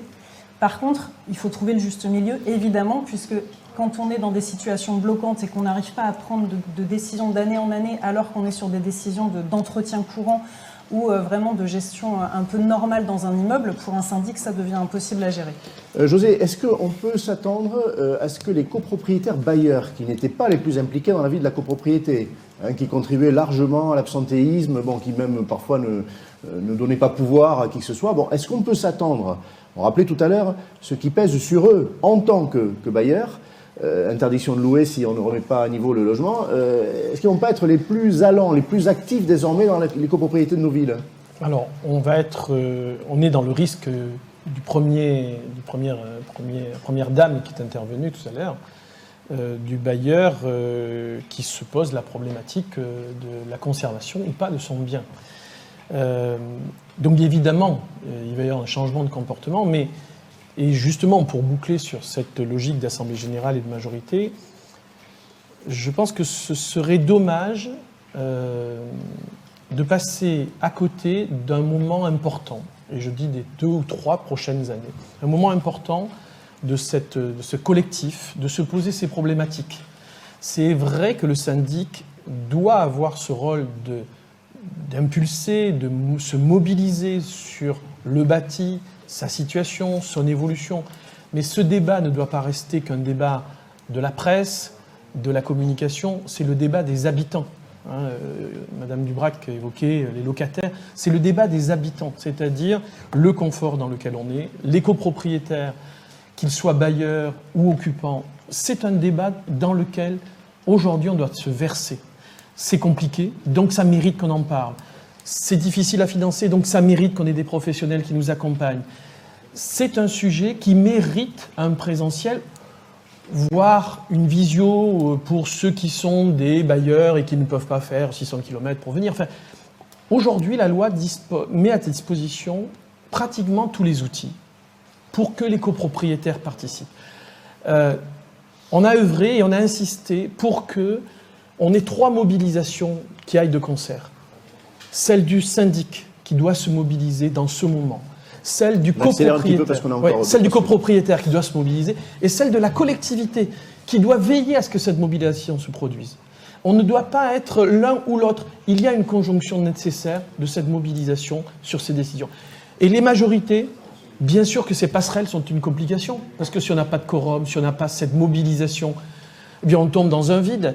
Elle était d'abord à l'article 24, les travaux de rénovation énergétique. Elle est à l'article 25 avec une passerelle pour être technique, mais sans assemblée complémentaire. Donc si on n'a pas de quorum, on est dans un petit vide. C'est vrai que dans ce moment de confinement, ces vides se sont produits. Donc ces problèmes de majorité, comme le dit Estelle, sont derrière la mobilisation nécessaire et le débat sociétal dans lequel on est. Alors, Daniel, un mot, parce que de toute façon, je comptais revenir vers toi après le micro-trottoir qui va suivre. Mais le mot, il y a aussi le formalisme des décisions, c'est-à-dire on vote les travaux, il faut une mise en concurrence, il faut droit de vie pour la faire court. Après, c'est le financement, c'est un deuxième point, etc., etc. Nous, on a proposé, dans le cadre de notre manifeste UNIS, on a proposé le contrat global de rénovation, c'est-à-dire qu'en fait, c'est des groupements, c'est à la fois l'AMO, l'architecte s'il y a nécessaire, le syndic, le financeur, l'accompagneur, globalement, quitte à faire plusieurs mises en concurrence de plusieurs groupements, mais au moins qu'on fasse des décisions globales. Sur la majorité, on y a réfléchi, on préfère revenir à l'article 24, quitte à mobiliser un peu avant, en réunion informelle. Par contre, sur le vote par correspondance exclusivement pour l'Assemblée générale, ça, on a bien demandé qu'il n'y ait pas de nouvelles dérogations sur ce sujet.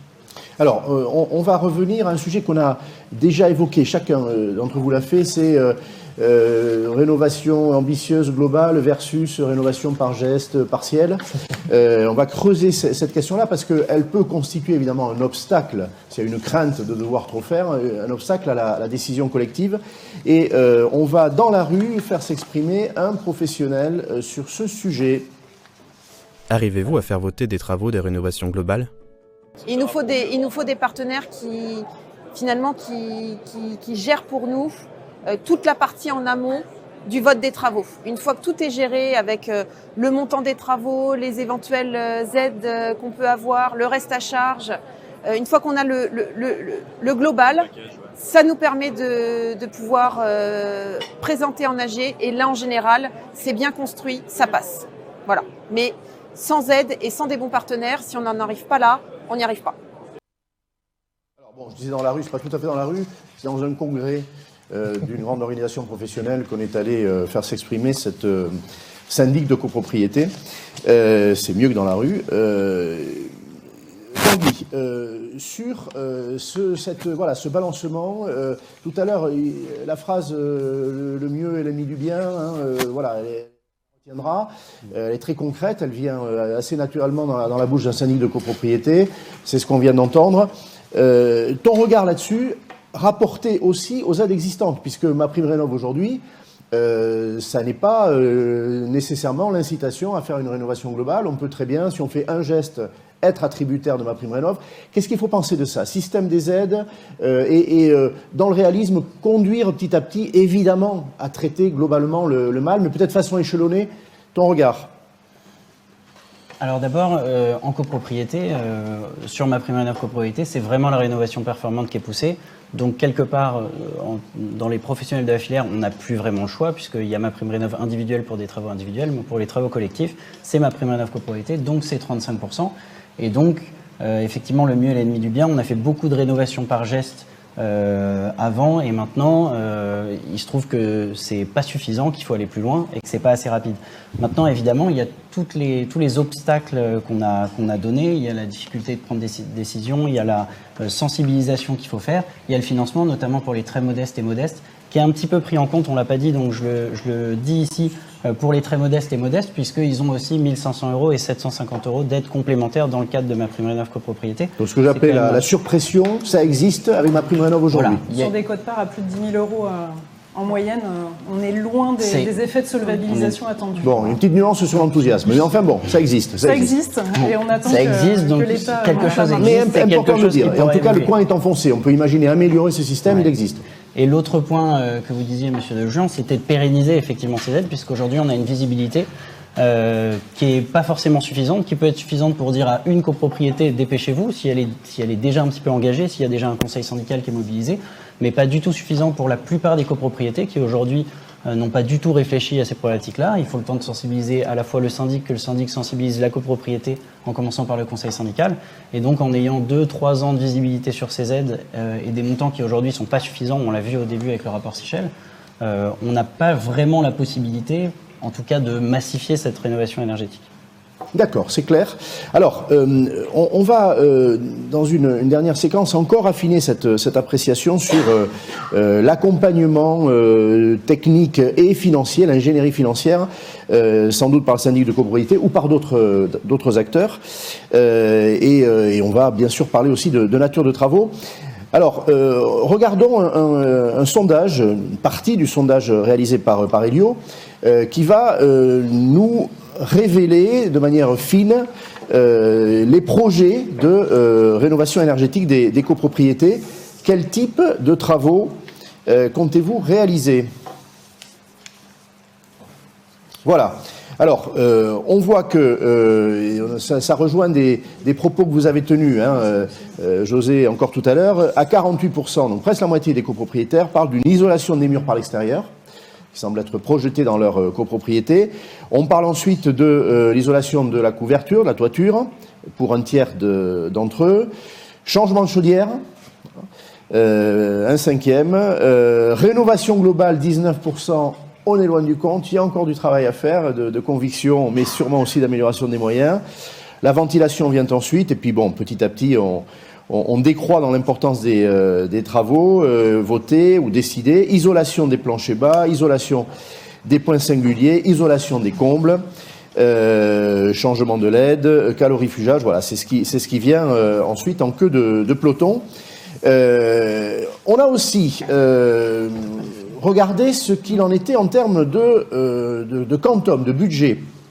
Et on a demandé quel est le budget que ces copropriétaires interrogés étaient prêts à allouer aux travaux de rénovation énergétique. Alors, dans les 5 années qui viennent, on rappellera que dans la loi du 22 août 2021, on a ce fameux plan pluriannuel de travaux qui a été soufflé notamment par ProCivislab. Il est décennal, mais probablement, Daniel va donner son avis, avec des visées intermédiaires, parce qu'on ne va pas faire comme ça un plan... alors, est-ce qu'il va y avoir des plans triennaux, un plan quinquennal? Là, on s'est mis à 5 ans pour interroger de manière peut-être plus réaliste les copropriétaires qui se projettent, et on regarde, on s'aperçoit que pour un quart d'entre eux, allez, je pars du bas cette fois-ci, ce sont des budgets inférieurs à 1 000 euros que les copropriétaires seraient prêts à exposer. On parle évidemment pour chacun d'entre eux, on en revient à l'enveloppe et aux simulations du rapport Sichel. 43% d'entre eux, c'est le maximum, on est entre 1 000 euros et 5 000 euros. 19% d'entre eux entre 5 000 euros et 10 000 euros. Et puis, pour un peu moins d'un copropriétaire sur 6, on est prêt à aller au-delà de 10 000 euros, sans limite, en tout cas exprimé dans le sondage. Alors, ça veut dire quoi? Ça veut dire que majoritairement, les copropriétaires ne sont pas prêts à exposer. Alors, il faut préciser, est-ce que dans la tête des répondants, c'est le reste à charge? Est-ce que c'est la facture, leur quote-part, qui pourra être évidemment réduite par des aides? Je pense qu'il y a un petit peu des deux. Ce qui est sûr, c'est qu'il y a effectivement un enjeu aujourd'hui sûrement de booster les aides ou de booster la conviction des syndics. José, ta réaction à ces deux types de réponses sur deux sujets corollaires? On a fait un mini commentaire avec Estelle, un aparté, instantanément. On l'a pas entendu. Et qui est effectivement 68%, 70% sont prêts à faire l'entretien courant. 5 000 euros, c'est grosso modo l'entretien courant. Très intéressant. D'où le fait que, mais c'est déjà très bien, parce qu'ils sont prêts à le faire. Le même sondage, il y a quelques années, n'aurait pas eu ce même retour, puisque l'entretien courant était souvent refusé. Et qu'on a pris du retard sur l'entretien courant. Bien sûr, parce que ce que disait Estelle tout à l'heure, c'est le fait qu'on embarque toute une série de choses, et pas seulement de la rénovation. Là, on dit, on est prêt à faire des travaux à hauteur de 5 000 euros, sous-entendu l'entretien courant d'une copropriété. D'où le fait qu'il faut vraiment aider ces gens-là à faire peut-être le complément, peut-être qu'ils sont prêts à faire 6 000 ou 7 000, hein, bien sûr. On dit toujours un peu. Mais avec une mobilisation d'aide qui permette de passer ce cap. Et de passer ce cap, vous voyez bien que s'ils ont mis à 5 000 et qu'ils vont à 6 000, il faudra un effort, mais les mener à... parce qu'ils n'ont pas atteint 35%. Comme le disait Estelle, dans un certain nombre de cas, ça ne pourra pas être atteint. Eh bien, ça veut dire refuser les travaux. Donc, en fait, on est en train de faire des clivages, des exclusions, des distorsions, à la fois en fonction de l'étiquette, en fonction de la typologie, en fonction de l'endroit, en fonction de la valeur du bien, en fonction des collectifs qu'il y a à l'intérieur. Et si on force, encore une fois, eh bien, on va se retrouver dans des situations à gérer des situations difficiles, à avoir des impayés, à avoir des embarras de relations entre les copropriétaires eux-mêmes, puis ensuite avec le syndic, et puis à la fin. Donc, ce que l'on voit, c'est quand même une marche. On commence à marcher. C'est génial, parce que ça veut dire que la majorité des copropriétaires, 70%, sont prêts à entretenir leurs biens. Génial. Très bien, mais il faut voir effectivement le verre à moitié plein. Estelle, on a parlé des aides publiques, avec toujours d'ailleurs ce sentiment que nous avons que ça n'est pas notre argent. Bon, on rappellera que tout ça, c'est l'impôt sur le revenu qui le permet, et qu'il y a donc des limites, et vous l'avez dit tous, et par conviction, et parce qu'il ne peut pas en être autrement, de toute façon, il va falloir mettre la main à la poche. On n'a pas parlé des banques privées et de l'offre bancaire que chacun va solliciter lorsque il devra la rembourser lui-même, lorsqu'il n'a pas la trésorerie, lorsqu'il n'a pas les moyens, mais qu'il faut effectivement payer des travaux importants. Ton regard sur le rôle des banques, le rôle qu'elles jouent, qu'elles ne jouent pas aujourd'hui. Moi, j'ai pas l'impression qu'il y ait un catalogue d'offres privées pour les copropriétés très fourni. Alors, il y a quand même quelques offres, mais effectivement, c'est pas très fourni, c'est assez restreint. Aujourd'hui, effectivement, oui, on manque de capacité à préfinancer les subventions publiques, les aides qui sont versées in fine. On manque aussi d'outils pour effectivement financer le reste à charge. Alors, on peut être dans des outils différents. C'est prêt à la consommation, qu'est-ce qu'on a aujourd'hui ? Un prêt individuel, oui. Non, ou ça peut être un prêt collectif à adhésion individuelle. D'accord. Donc c'est proposé par la copropriété. La copropriété le met en place avec le package travaux. En fait, il y a des travaux, il y a des outils de financement qu'on va construire avec. Et effectivement, aujourd'hui, les AMO sont de plus en plus structurés pour apporter cette ingénierie financière. Donc non seulement servir un peu d'expert en dialogue instruction-aide, puisqu'on parlait dans le premier micro-trottoir pour reboucler un petit peu sur la spécificité des aides et les éléments techniques. Donc aujourd'hui, oui, effectivement, il y a des ingénieurs financiers qui accompagnent les copropriétaires, les particuliers dans la préinstruction, la préparation de leur dossier pour être sûr que tout soit carré par rapport aux réglementations des organismes financeurs qui sont effectivement très spécifiques et très contraints, et qui ont développé aussi cette capacité à aller chercher les outils de financement pour soit préfinancer les aides, soit effectivement financer les restes à charge. Donc on peut aller évidemment sur des outils de prêt collectif à adhésion individuelle qui peuvent être proposés en assemblée générale par la copropriété et être simplifiés dans l'adhésion et dans la contractualisation. Et après, on a le nouveau prêt, j'imagine que c'était une des orientations de la question. Alors voilà, proposition d'ailleurs du rapport Sichel aussi, mais qui lui-même exhumait un concept ancien, le prêt-avance, rénovation, mutation, enfin il oui, le prêt-avance mutation qui est devenu le prêt-avance rénovation, qui est en fait l'idée de se dire, en fait, mon bien a de la valeur, je vais être amené à le vendre, est-ce que finalement je ne pourrais pas hypothéquer, entre guillemets, sur la valeur du bien pour financer les travaux et rembourser ce prêt-là au moment de la mutation. Donc on pense à ceux qui ont le moins de moyens, on pense aussi peut-être aux plus âgés. On pense aux plus âgés, on pense évidemment aux zones tendues, là où la valeur du logement est largement supérieure à la valeur des travaux et où on sait qu'on ne peut pas forcément, ce serait aberrant de devoir vendre un logement pour financer une quote-part de travaux, alors même que le logement a une valeur importante, et de pouvoir effectivement maintenir des personnes qui n'ont pas forcément les moyens de financer ces travaux-là, mais qui ont un appartement qui vaut largement l'investissement qu'ils peuvent mettre. Daniel, sur les banques et le fait qu'elles soient ou pas au rendez-vous de l'histoire de la copropriété et de sa rénovation environnementale, quel est ton avis ? Tous les grands syndicats ont des liens voilà, privilégiés avec les grandes enseignes bancaires. Moi, j'ai pas l'impression qu'ils se précipitent sur ce marché. Hein. Bon, il y a eu 2 enseignes qui s'occupaient du financement des copropriétés. On va pas les citer, mais on les a tous en tête.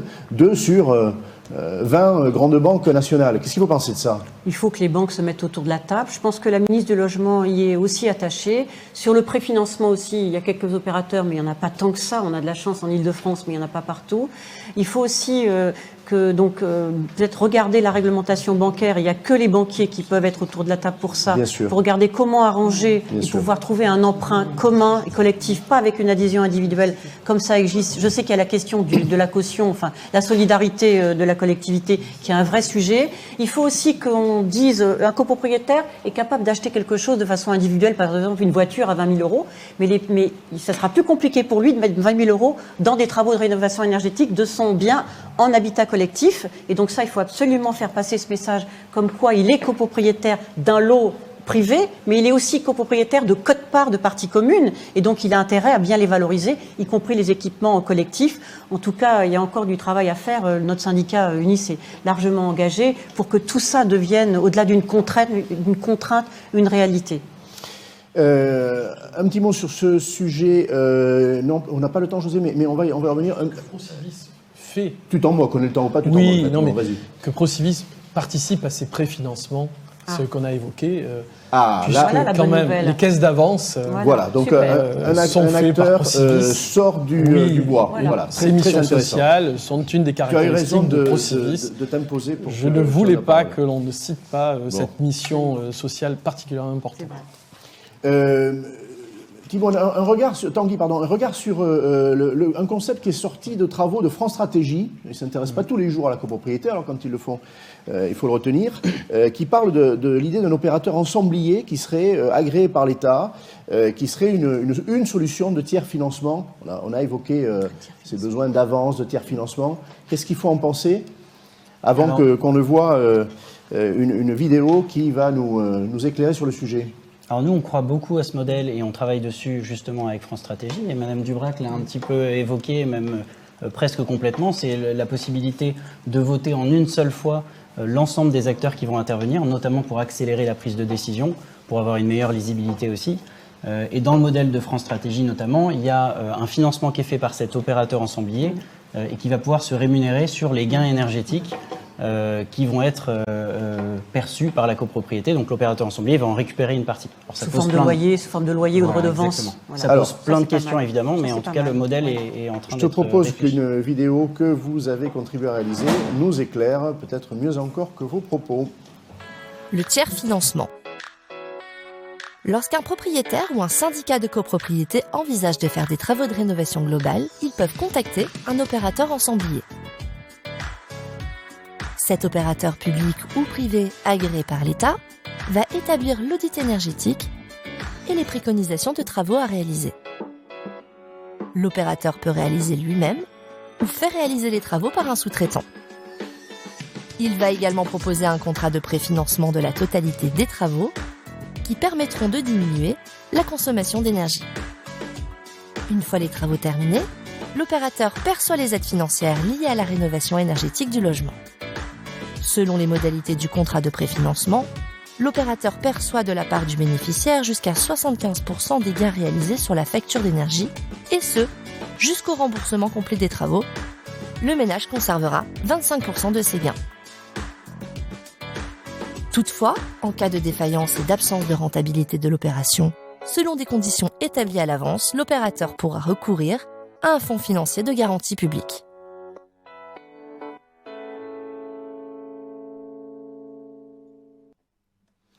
Alors, intéressant, mais Estelle, tu vas réagir pour nous dire si toi, tu trouves ça intéressant.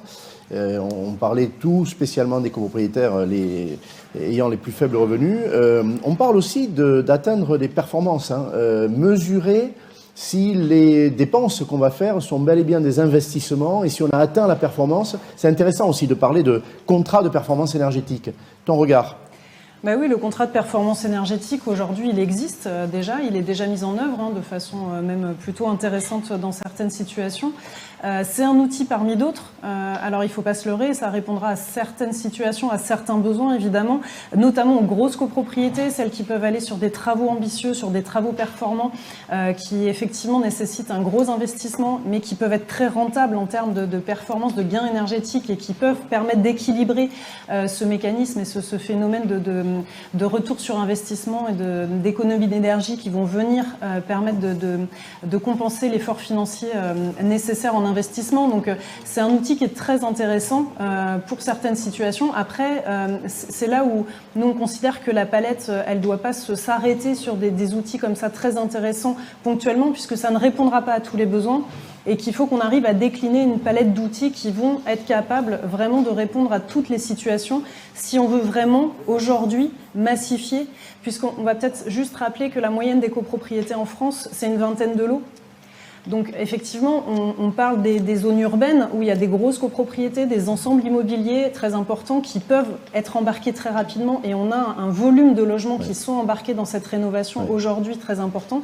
Mais on va aussi au-devant de ce qui va rester à mener dans les années à venir. Et là, il faudra aussi être capable de proposer des outils pour les plus petites copropriétés, pour les centres anciens, avec du matériau biosourcé à aller chercher qui est plus onéreux à l'investissement, avec une économie d'échelle moins importante, avec pas forcément de chauffage collectif, donc aussi des économies de charges qui sont moins mesurables au niveau du collectif. Donc il faudra aussi décliner des outils et des systèmes pour toutes ces copropriétés-là. Mais on y arrivera aussi parce qu'on embarque aujourd'hui les grosses copropriétés avec des outils très puissants comme cela. Daniel, et ce sera le mot de la fin parce que on est au bout de cette heure et demie qu'on a passé ensemble. Ta réaction à ce concept de guichet unique, en quoi est-il précieux ou pas pour les syndics de copropriété? Et aussi, parlons de territoire. Est-ce qu'il ne faut pas territorialiser ces aides d'accompagnement et des professionnels et des copropriétaires au bout de la chaîne? La notion de guichet, elle a été mise en place aussi dans la loi climat et résilience, donc c'est une bonne chose. Ça centralise un peu les informations déjà. Et puis nous, le syndic de copropriété, on va être relais, on va être agent de lien entre les uns et les autres pour trouver la bonne solution au bon moment. Donc c'est une très bonne chose. Le fait de le délocaliser au niveau régional ou local ou par exemple les ALEC, on parlait tout à l'heure d'aide dans différents endroits, c'est plutôt une bonne chose parce que forcément il y a des spécificités sur les territoires. Il peut y avoir aussi des compléments d'aide qui sont utiles et donc il faut se rapprocher des services de l'habitat, du réseau FER, de l'ADEME, de l'ANA et il y a forcément un référent en local à travers des maisons de l'habitat ou autres au niveau local. Donc il faut vraiment s'approcher des professionnels, mais aussi s'approcher des gens qui ont la connaissance, l'information, et puis ensuite mettre ça en musique dans le cadre d'une assemblée générale qui va enfin décider les travaux. N'oublions pas le DPE collectif qui va venir, le plan pluriannuel de travaux, tout ça ce sont des outils qui vont permettre quand même de planifier dans le temps, à part que le calendrier sur les classes F et G est quand même un calendrier irréaliste au 1er janvier 2023. Tiens, un petit mot, et devant Tanguy qui s'intéresse à l'ingénierie financière sur l'épargne forcée, je l'appelle ainsi, avec le mode de calcul aussi qui est modifié. C'est désormais sur la base des travaux programmés qu'on va appeler cette épargne auprès des copropriétaires. Il existait déjà depuis 2014 un système d'épargne obligatoire. Ton avis là-dessus? On est beaucoup pour la prévention au départ, dans la mesure où c'est planifié, on sait à quoi ça va servir, dans quel délai, et que c'est bien dans la conservation. Parce que vous allez appeler des charges majorées de ce fait. Oui, bien sûr. Le syndic il est quérable, alors évidemment, on dit on paye le syndic alors qu'on paye en fait les charges et que c'est 4% de ce qu'on appelle. Voilà, mais bon, continue à expliquer ça. Voilà, oui, mais c'est la méthode Coué, on y arrivera. Bon. Moi, je voudrais vous remercier tous les trois. José Dejuan a dû partir il y a 2 minutes. Mes remerciements vont vers lui aussi, en son absence. Merci de votre franchise, de votre clarté. Je trouve qu'on a mis en avant des problèmes, mais beaucoup de solutions. Et sur la base de ce que pensent les copropriétaires, les professionnels sur le terrain. On n'a pas négligé la réalité, elle nous a servi de tremplin pour ce débat. Merci beaucoup et merci à tous ceux qui l'ont suivi. J'espère que vous avez été satisfaits de cette heure et demie. Au revoir.